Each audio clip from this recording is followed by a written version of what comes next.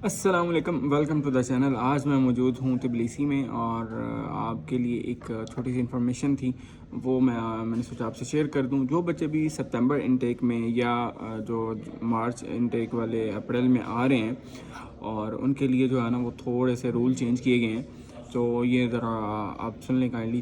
ایک تو یہ کہ جو بچے لیٹ ہو جاتے ہیں نا، جن کا ویزا آ جاتا ہے اور یہاں پہ نہیں آتے، اور آتے آتے وہ پھر دیکھتے ہیں کہ ہم لوگ ٹی آر سی کیسے اپلائی کریں، یا وہ اپنے ٹائم ضائع کریں۔ یعنی کہ آپ کا ویزا ہوتا ہے بیسک، جو D3 ویزا ہوتا ہے وہ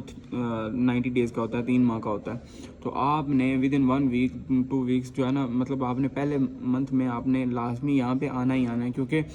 45 ڈیز پہلے آپ نے اگر ٹی آر سی اپلائی نہ کی یہاں پہ آ کے اسی ویزا پہ، یعنی آپ کے 45 ڈیز نہیں رہتے، ٹھیک ہے، تو آپ کی ٹی آر سی کبھی بھی نہیں بنے گی، ٹھیک ہے، وہ ریجیکٹ ہو جائے گی اور آپ کو دوبارہ ویزا اپلائی کرنا پڑے گا،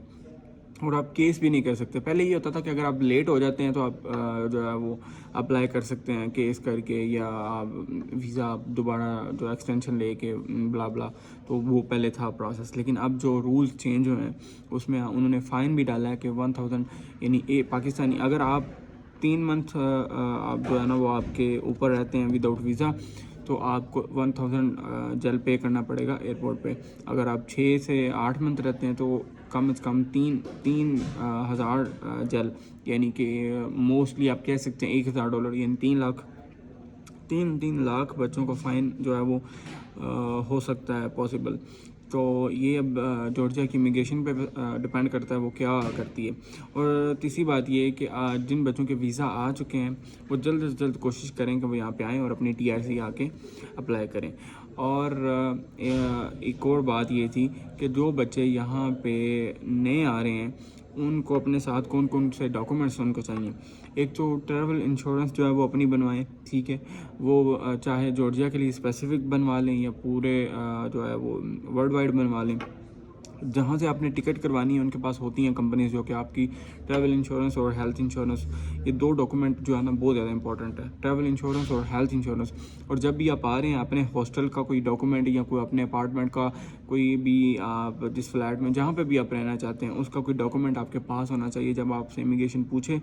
کہ آپ نے کہاں رہنا ہے یا آپ کہاں رہ رہے ہیں تو وہ آپ ان کو بتا سکیں، کیونکہ دن بدن امیگریشن جو ہے وہ اسٹرانگ ہوتی جا رہی ہے۔ اور MBBS کے بچوں کے لیے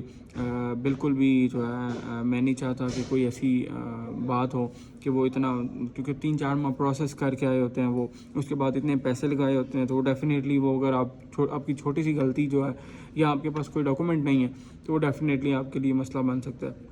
تو لہٰذا اپنے ڈاکومنٹس جو ہے وہ پورے کریں، اور اس میں آپ کا پاسپورٹ پکچرز، آپ کے انویٹیشن لیٹر، آپ کا ایڈمیشن لیٹر، فی سلپ، آپ کی ٹریول انشورنس، ہیلتھ انشورنس، اور جو آپ کی یہاں پہ آپ کہہ سکتے ہیں کہ آپ کا ہوم ٹاؤن میں یا آپ ہاسٹل میں رہنا چاہتے ہیں یا اپارٹمنٹ میں، اس کا بھی کوئی ایک ڈاکومنٹ جو ہے وہ آپ کے پاس ہونا چاہیے، کانٹریکٹ ہونا چاہیے۔ باقی یہ ہے کہ اگر آپ فار ایگزامپل آپ کے پاس ہوٹل کی کوئی بکنگ نہیں ہے، اگر آپ کے پاس یہ اپارٹمنٹ نہیں ہے تو آپ ہوٹل کی 2-3 دن کی بکنگ کر لیں بس، ٹھیک ہے، آپ بولیں کہ میں بعد میں جو ہے وہ شفٹ ہو جاؤں گا ادھر ہاسٹل میں یا اپارٹمنٹ میں۔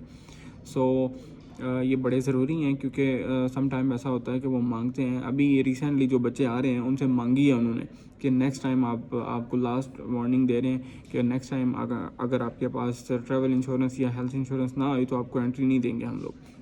تو لہٰذا بی کیئرفل، جو بھی بچے 2025 سپتمبر میں آ رہے ہیں جو